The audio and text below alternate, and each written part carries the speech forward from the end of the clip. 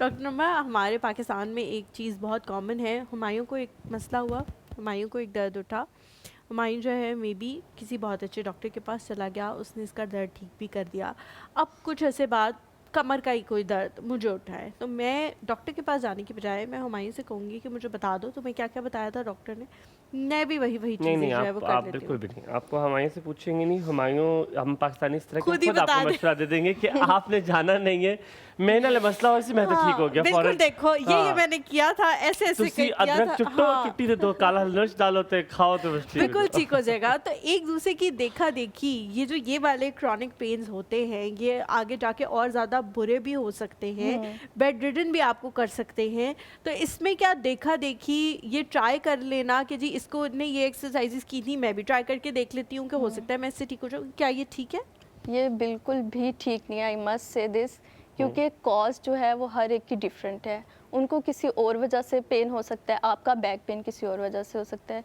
तो ये जो हमारे लोग बहुत मशवरे देते हैं कि हाँ मुझे भी ये हुआ था, तुम भी ये कर लो, तो ये आई मस्ट से कि इस तरह नहीं करना चाहिए। आपकी अपनी कॉज होगी, उनकी अपनी कॉज होगी, और वो ट्रीटमेंट अगर आप अप्लाई करें मे बी वो आपको सूट ना करे, तो ये हो सकता है कि उससे फिर कंडीशन और वर्स होना स्टार्ट हो जाती है। तो इसीलिए आपको चाहिए कि अगर आपको है तो आप डायरेक्ट डॉक्टर के साथ कंसल्ट करें, बजाय इसके कि आप एक दूसरे से पूछें और गलत कोई ट्रीटमेंट अप्लाई हो अच्छा, जाए। मैं ये जब हलीमा ने बात की तो मुझे याद आया, मैं क्योंकि दूसरी बात जिक्र आया एक्सरसाइज का, अल्लाह खैर करे, तो मैं जब एक्सरसाइज करता हूँ तो वहाँ पे जो इर्द गिर्द लोग होते हैं ना, तो वो कभी कभी वो मुझे कहते हैं आप ठीक नहीं कर। अच्छा, I am doing in completely different exercise, और मैं क्योंकि वेरिएशंस करता हूँ, मैं खुद करके, आपको पता होता है आपका मसल हिट हो रहा है, आपको पता चल रहा है, वो कहते हैं नहीं नहीं आप जरा इसको, और मैं लिटरली, मेरे हाथ में डंबल है, वो भी 22.5 किलो का, एक हाथ में 22.5 किलो, जितने आटे की बोरी होती है, और एक हाथ में 22.5 का, ठीक है, शो ऑफ नहीं कर रहा, मतलब मैं इसीलिए बताना चाह रहा हूँ कि बहुत वजनी डंबल है, और वो मेरा एंगल ठीक करो, मेरे हाथ पे आ गया, कहता आगे करें इसको, आगे करें, और मेरा दिल चाहा कि वही डंबल उसके सर में मार दूं, ठीक है।